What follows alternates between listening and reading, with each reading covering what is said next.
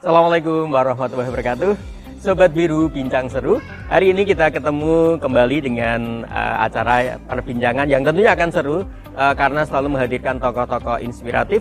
Dan salah satunya yang akan kita hadirkan adalah tokoh muda berbakat penuh talenta.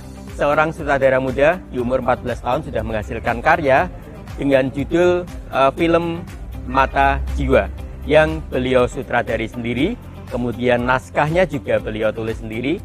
Tidak hanya naskah dan penyutradaraan, bahkan juga menulis theme songnya dan bahkan menyanyikan theme song itu sendiri.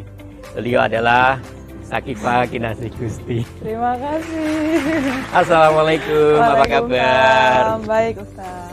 Gimana kabarnya hari ini? Baik, alhamdulillah. Ustaz juga semoga. Alhamdulillah baik. Oke, kesibukan sekarang Mbak Sakifah? Kesibukan sekarang berkarya, menulis lagu, menulis cerita, dan alhamdulillah kemarin tanggal 1 lagu saya sudah rilis di digital platform. Oke, ya perlu kita ketahui bahwa Mbak Sakifah baru meluncurkan sebuah lagu yang berjudul Misteri, yang merupakan 3 lagu dengan judul yang sama, di dunia hanya 3, dan salah satunya adalah karya Mbak Sakifah. Dan tentunya karya spesial ini akan lebih mudah ditemukan karena ketika kita mengetikkan di keypad dengan hanya kata misteri, insya Allah akan muncul 3 daftar itu yang salah satunya adalah milik beliau. Nah, jangan beliau. Oh iya, lalu perlu kita ketahui bahwa Mbak Sakifah ini dulu pernah belajar, pernah menjadi murid saya, dulu lucu, menggemaskan, dan paling sangat atraktif ya. Saya melihat sudah sangat atraktif waktu anak-anak. Bagaimana ketika dia bicara itu agresif, kemudian ceplas-ceplos, tapi ada isinya. Amin. Oke, Mbak Sakifah, kita akan coba ngomong-ngomong tentang baru diluncurkan Misteri. Bagaimana ini lagu Misteri ini bisa akhirnya dirilis dan kemudian bahkan nanti bisa kalau zaman sekarang sih dengan lebih gampang ya, akan lebih mendunia, bahkan dilirik oleh produser tingkat dunia gitu ya. Oke.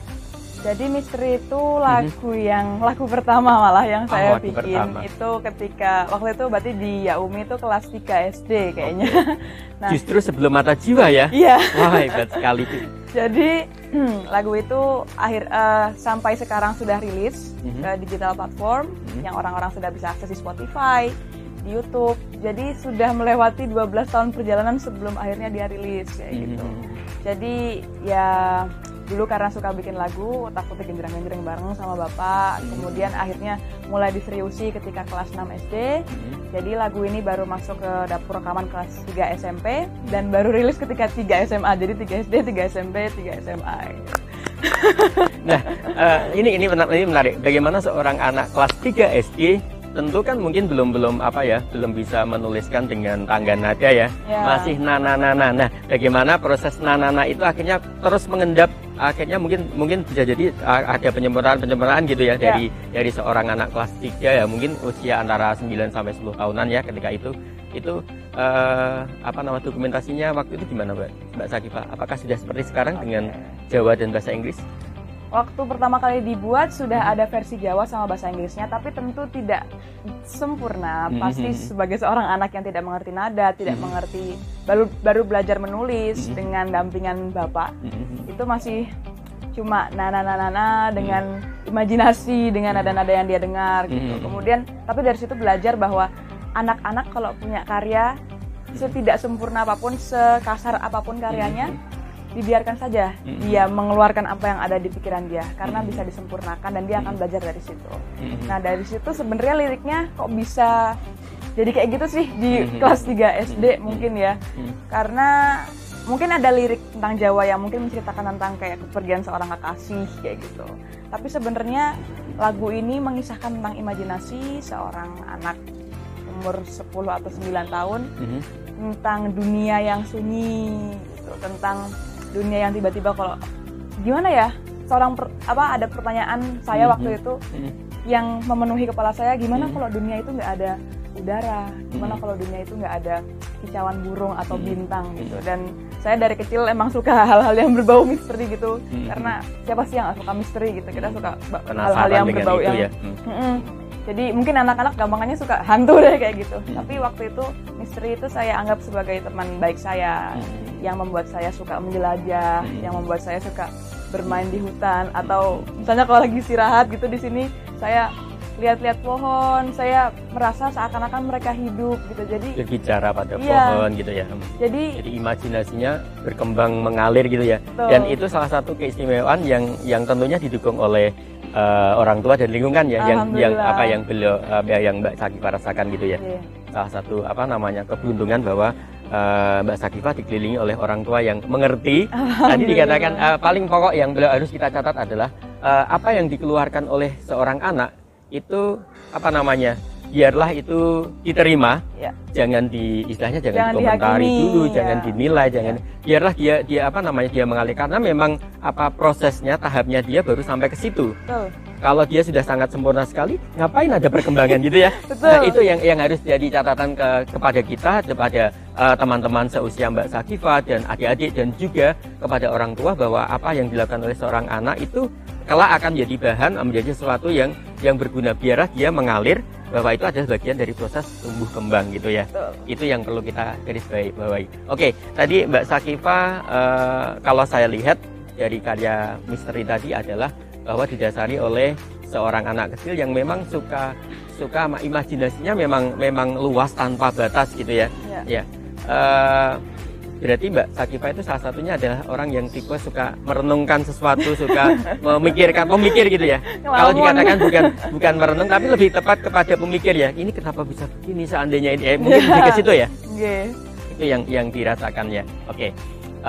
Kemudian lahirlah karya misteri. Nah, kemudian tadi dari proses yang ternyata dari berawal triple tadi ya, kelas 3 SD, kemudian 3 SMP, dan kemudian rilis sekarang 3 SMA, dan semoga nanti booming. Amin. Dan yang paling pokok bukan pada viral dan boomingnya, tapi menginspirasi anak-anak muda untuk bahwa berkarya itu sesuatu yang memang menjadi istilahnya kebutuhan remaja untuk mengekspresikan diri. Dan saya lebih sepakat dengan Mbak Sakifah untuk tidak menyebut remaja tapi pemuda, karena pemuda itu, kalau remaja itu kesannya kan boleh hura-hura, boleh tidak berkarya, tapi ini lebih ke sisi posisi pemuda itu mesti kita harus kita flashback ke sejarah. Sumpah Pemuda itu dicetuskan oleh usia segini. Orang-orang ketika menyebut, ternyata ketika Sumpah Pemuda dicetuskan itu ternyata bukan oleh orang-orang 40-30, tapi oleh orang-orang yang belasan seperti anak-anak muda juga punya anak muda. Iya, itu. Makanya saya lebih tepat menyebut anak muda daripada remaja. Remaja nanti kesannya lebih ke peralihan anak-anak, jadi boleh dimaklumi kalau nggak ini dan itu. Dan itu mungkin kayaknya dari perjalanan Mbak Sakifah jauh dari itu ya. Oke. Oke. Kembali ngomong-ngomong ke misteri tadi. Kira-kira nanti selain di YouTube, Spotify itu di mana lagi yang bisa dinikmati karya ini, Mbak? Jadi lagu ini bisa teman-teman akses di berbagai digital platform. Selain di Spotify sama YouTube, ada juga di Apple Music, Deezer, Reso. Jadi teman-teman bisa akses dimanapun yang teman-teman suka. Jadi bisa diakses lewat situ. Oke. Nah, ini kan tadi berbahasa Jawa, berbahasa Inggris. Apakah itu juga ada konsep-konsep nuansa-nuansa etnik Jawa masuk ke situ? Mungkin dari nadanya kan kelihatan ya, kalau dari nada cengkok Jawanya masuk di situ. Tapi di situ apakah ada sentuhan-sentuhan etnik musik Jawa? Jadi kenapa Jawa? Karena saking cintanya sama Jawa dari umur segitu sih. Jadi merasa bahwa lagu ini perlu dikasih sentuhan Jawa, kemudian didobrak dengan bahasa Inggris kayak gitu. Karena gimana ya, emang suka eksperimen dari dulu gitu, selain karena suka sama budaya Jawa juga sih. Terus kalau nada mungkin ya sebenarnya ketika saya besar saya baru menyadari bahwa nada itu bukan nada Jawa ternyata. Itu ternyata nada Melayu yang diturunkan dari ibu saya. Oke. Kayak gitu. Jadi ada banyak kultur mungkin dalam lagu itu. Saya yang awalnya saya suka Jawa tapi saya baru menyadari bahwa ketika dewasa setelah mengerti nada-nada A, B, C, D, masih belajar itu, ternyata itu bukan nada Jawa, ternyata itu nada Melayu yang saya kira adalah Jawa. Tapi di situ saya jadi belajar. Saya kalau dengar lagu itu kayak men-trace saya waktu kecil itu apa yang saya lihat, saya dengar apa yang gitu. dilihat, apa Jadi yang kayak didengar kelihatan waktu denger jazz saya ingat, oh dulu saya bikin ini karena saya ngerasain ini. Oke. Gitu. Tapi ya karena cinta sama budaya Jawa itu. Nah, kebetulan juga timingnya tepat gitu ya Mbak. Sekarang kan sedang apa namanya istilahnya kayak etnis Ya, masuk itu kembali kepada budaya sendiri dan ya. sedang apa namanya orang sedang berpaling ke arah situ, semacam lagu-lagu yang ya kemarin viral itu kan juga ada sentuhan-sentuhan etnis jazzmania gitu ya. Bukan hanya pada Jawanya ya, tapi sentuhan etnis itu ternyata memang menjadi apa namanya menjadi sangat menarik, menjadi sangat hidup ketika mendapat sentuhan-sentuhan modern.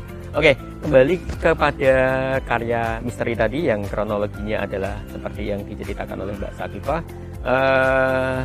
Kira-kira pesan yang ingin disampaikan dengan misteri sendiri ini apa untuk apa pendengar atau yang penikmat musik?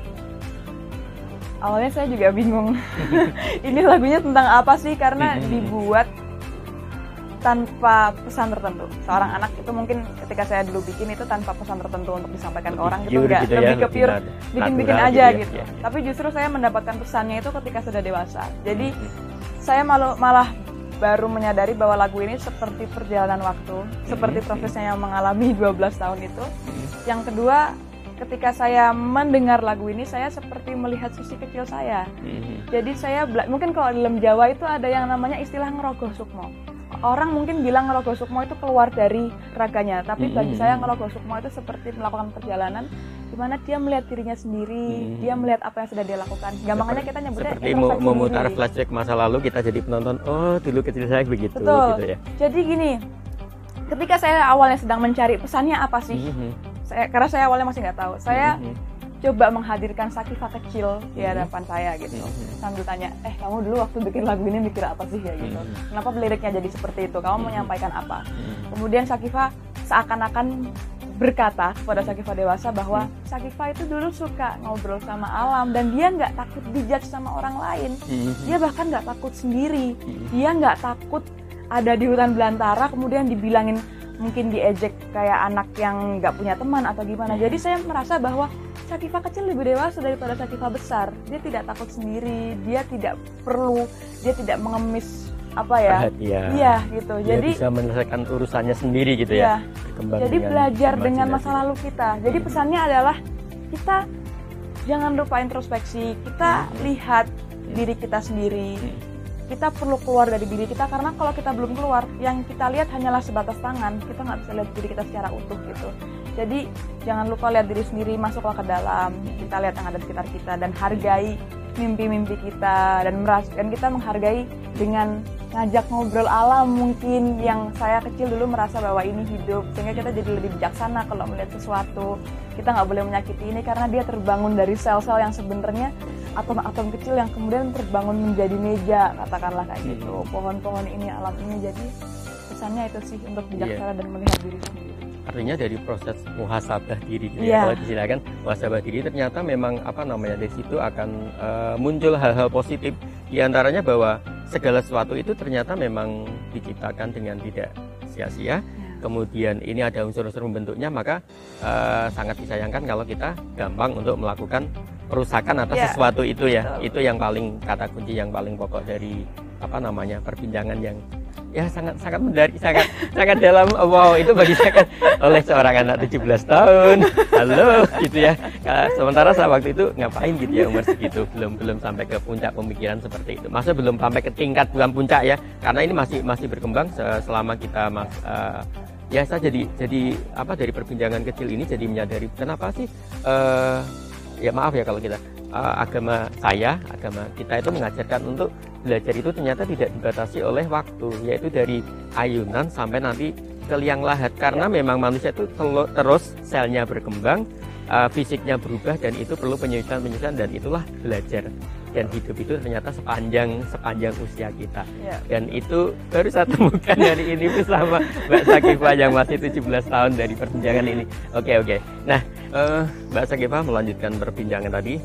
Salah satu yang ingin kita kupas adalah bagaimana seorang sosok Mbak Sakifah bisa mempunyai banyak talenta, banyak kesempatan untuk berkarya. Salah satunya adalah karena pola asuh orang tua dan lingkungan pendidikan yang tepat.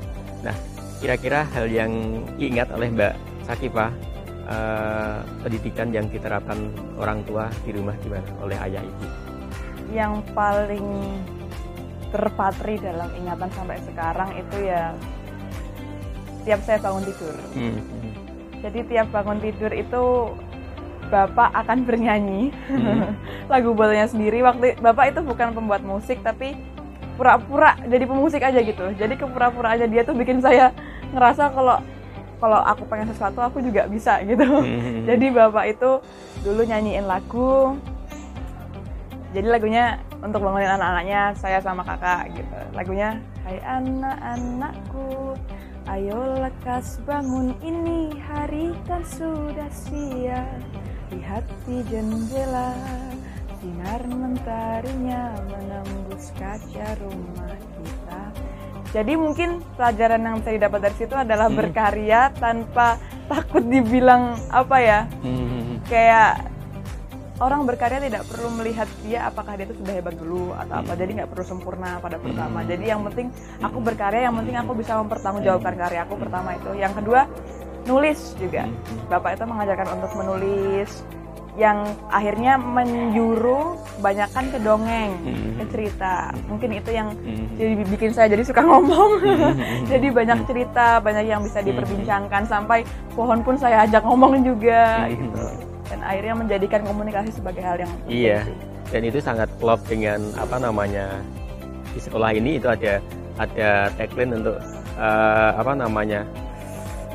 menulis gitu ya, bicara kemudian menulis sampai 3 kali. Yeah. Itu kalau tidak salah adalah pesannya dari Bapak Taufik Ismail, dan memang mendorong anak-anak untuk bisa begitu. Tapi ya tidak semuanya bisa menerapkan dengan baik, dan salah satunya yang bisa menerapkan dengan baik adalah Mbak Sakifah dengan tadi ya, senantiasa mengabadikan apa yang dipikir, apa yang diidekan itu dengan ditulis, karena kalau nggak ditulis tentu akan hilang, dan itu tentu akan jadi histori yang apa namanya ya, termasuk tadi adalah karya misteri adalah bentuk histori yang karena ditulis itu tadi ya, sehingga kemudian bisa mewujud menjadi sebuah karya. Jadi tulisan bagi saya itu seperti ekstraksi sejarah gitu. Kita akan tahu ketika menulis itu apa yang sedang terjadi waktu itu, atau mungkin dari bagaimana kita menulis, dari tulisannya, atau mungkin di kertasnya ada tetesan air yang jatuh. Jadi semua hal itu menyimpan memori sih, jadi semua hal itu berbicara ya gitu. Ekstraksi sejarah dari tulisan. Artinya dari situ bisa disimpulkan bahwa semua yang terjadi pada kita hari ke hari, waktu menit ke menit, detik ke detik itu ada sesuatu yang penting gitu ya, sesuatu yang berharga sehingga menjadi sosok kita yang sekarang. Salah satu yang menarik dari Mbak Sakifah sehingga membentuk menjadi kepribadian sekarang itu tentunya tidak lepas dari pola asuh orang tua dan juga nanti lingkungan yang memengaruhinya. Nah, satu pola asuh orang tua tadi adalah bagaimana ayah khususnya gitu ya membangunkan anak-anaknya dengan cara yang unik. Yang tadi kesannya Mbak Sakifah itu ayah itu sosok yang serba bisa. Sok bisa. Oh, sok bisa gitu. Waktu itu kan di mata Mbak Sakifah kan ayah itu serba bisa gitu ya. Meskipun sekarang baru memahami, oh ternyata ayah itu sok bisa. Tapi ternyata hasilnya oke, menjadi seorang Mbak Sakifah dengan segala kemerdekaannya melakukan sesuatu sehingga di usia belia sudah mempunyai beberapa karya. Oke, kemudian selanjutnya Mbak Sakifah masih dengan apa tadi terkait dengan orang tua. Kira-kira ya menurut Mbak Sakifah pola asuh mana yang menurut Mbak Sakifah paling menarik dari ayah dan ibu, yang itu semoga nanti paling nggak menjadi role model untuk besok aku kalau punya anak akan begini gitu. Oke. Yang paling menarik mungkin ini sih. Bisa jadi karena ini dulu. Karena ibu itu dari Kalimantan, bapak itu dari Cirebon. Jadi 2 tempat yang berbeda, 2 pulau gitu, jadi keberagamannya dapat. Mungkin toleransi dapat dari situ kayak gitu. Jadi mungkin ada banyak wawasan sama toleransi yang mungkin nanti bisa di-share ke keturunan selanjutnya mungkin. Tapi yang lebih menarik adalah gimana komunikasi kemudian berjalan di situ. Terus karena toleransi itu tadi jadinya lebih bisa memaklumi, lebih bisa memahami, mendengarkan, maka itu komunikasi tercipta. Terus kebanyakan di situ sih, komunikasi itu.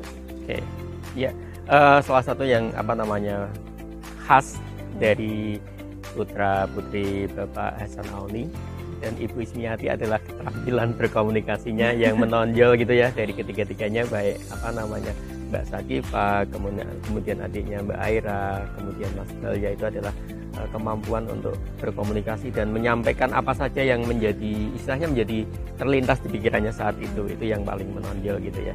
Nah, kira-kira itu memang di rumah itu ada ruang bicara secara khusus gitu? Pertama mungkin jadi komunikasi berjalan lancar karena adanya dongeng mungkin. Karena bapak itu biasanya kalau mau tidur cerita dulu dongeng. Terus dulu juga ceritain katanya ketika ibu masih hamil gitu sering diajak ngobrol. Jadi komunikasi sudah tercipta sejak situ. Nah, terus ketika mau tidur didongengin, juga ketika misalnya nangis gitu. Misalnya dulu waktu kecil aku sama kakak lagi berantem, nanti akan tanya siapa yang bikin nangis, penyebabnya kenapa, kemudian nanti saling memaafkan.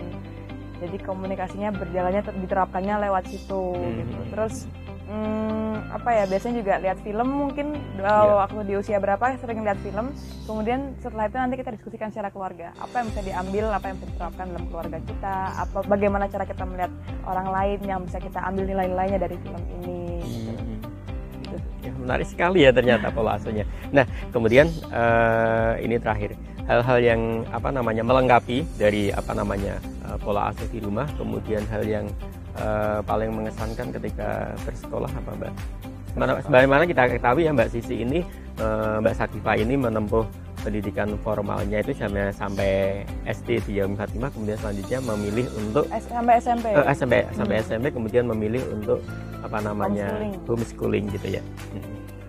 Yang paling berkesan waktu di formal mungkin ya, di SD mungkin. Nah, di SD itu di Yaumi bersyukurnya itu di sini bisa berkarya. Jadi banyaklah hal-hal yang saya dibebaskan, dimerdekakan gitu. Jadi anak yang merdeka di sini. Punya guru yang bisa dijadikan teman. Terus karena lingkungannya juga asri, ya itu mungkin jadinya lebih dekat dengan alam. Terus juga ada saya tuh paling ingat sih kalau misalnya di sini tuh ada kegiatan PPL. Kita nanti bakal mampir ke misalnya pabrik roti atau mampir ke pemerahan susu. Jadi banyak belajar di situ, menimbulkan banyak pertanyaan di saya bahwa belajar itu nggak hanya di ruang kelas, bisa di mana-mana, bisa keluar, kita bisa mendapatkan pelajaran dari hewan-hewan, dari orang-orang yang lebih berpengalaman. Itu kan PPL kan biasanya kan sampai keluar kota juga bisa. Tapi hal menariknya di Yaumi itu kadang-kadang juga diajak jalan-jalan muter-muter sekeliling sini. Jadi kita melihat outdoor gitu ya, belajar outdoor itu juga ternyata menarik, seru bagi anak-anak gitu ya. Misalnya kayak datangnya ke tetangga kayak gitu, terus belajar ramah tamah. Kalau misalnya lagi halal bihalal gitu juga kan betul. Masih teringat ya. Terus ini sih yang paling teringat juga ketika dulu ada temen yang sakit itu biasanya nanti ustadzah nanti jenguk ke rumah. Jadi kayak jadi belajar untuk berkasih sayang di sini. Ini kayak tempatnya kasih sayang di sini kita. Ya, okay. Mbak Sakifa, jadi bisa disimpulkan mungkin di antara pohon-pohon ini juga ada yang pernah dulu diajak Mbak Sakifa bicara ya. Oke, ternyata memang pola asuh yang sangat menarik, kemudian ketemu dengan lingkungan juga yang seide dengan yang dilakukan oleh Bapak Ibu sehingga nyambung gitu ya. Maka kemudian jadilah sekarang Mbak Sakifa yang seperti ini, dan semoga terus berkarya, tidak berhenti, dan kita mendoakan bersama semoga karya yang baru diluncurkan ini akan diterima luas di masyarakat. Amin. Dan yang paling pokok nanti itu menginspirasi banyak orang untuk juga menelurkan karya dan menjadi pijakan awal untuk karya-karya lebih selanjutnya yang tentunya lebih dahsyat sesuai dengan perkembangan umurnya. Oke, nah kemudian terakhir ini sebelum kita pamit, Mbak Sakifa, kira-kira pesan-pesan apa yang ingin disampaikan kepada teman-teman seusia atau mungkin kepada adik-adiknya agar juga punya sesuatu meskipun tidak harus sama seperti Mbak Sakifa, tapi menjadi prinsip berkarya adalah prinsip gitu ya tadi ya seperti yang dikatakan Mbak Sakifa. Kira-kira pesannya apa? Kita semua itu keren dengan caranya masing-masing. Wah, ini yang quote yang sangat istimewa. Jadi kita semua keren dengan caranya masing-masing. Kalau misalnya kamu merasa tidak keren, mungkin kamu ada di tempat yang tidak tepat. Jadi cari tempat yang menyupport kamu. Kemudian jangan malu untuk berkarya. Nggak semuanya sempurna di awal. Semua orang akan belajar. So berkarya terus. Jangan takut. Jangan takut berbeda. Kalau misalnya suka akademik, silakan. Kalau misalnya suka non-akademik, silakan. Yang penting kita bahagia dengan apa yang kita lakukan dan penuh dengan kasih sayang. Gitu sih. Ya, itu betul sekali, dan itu yang menjadi prinsip di Lembaga Pendidikan Yaumi Fatimah. Di antaranya adalah memberikan ruang kepada anak-anak untuk merdeka, untuk berkarya dan menjadi dirinya sendiri, karena setiap pribadi adalah istimewa. Yang kata Mbak Sakifah tadi, setiap pribadi adalah keren, dan itu yang harus kalian catat. Kalian itu adalah keren. Kalau nggak keren berarti ada yang salah, baik salah tempat maupun salah mensikapi bisa jadi ya Mbak Sakifah. Oke, semoga kita bisa ketemu dengan perbincangan yang lebih seru, karena rasanya nggak cukup hanya 2 kali pertemuan ini, karena memang narasumbernya memang luar biasa dengan pengalamannya di usia yang sangat belia. Terima kasih atas kehadirannya, semoga menjadi inspirasi yang tiada henti untuk anak-anak, dan ini jadi amal soleh yang bisa mengambil nilai positif dari perbincangan ini. Sampai jumpa dan Assalamualaikum.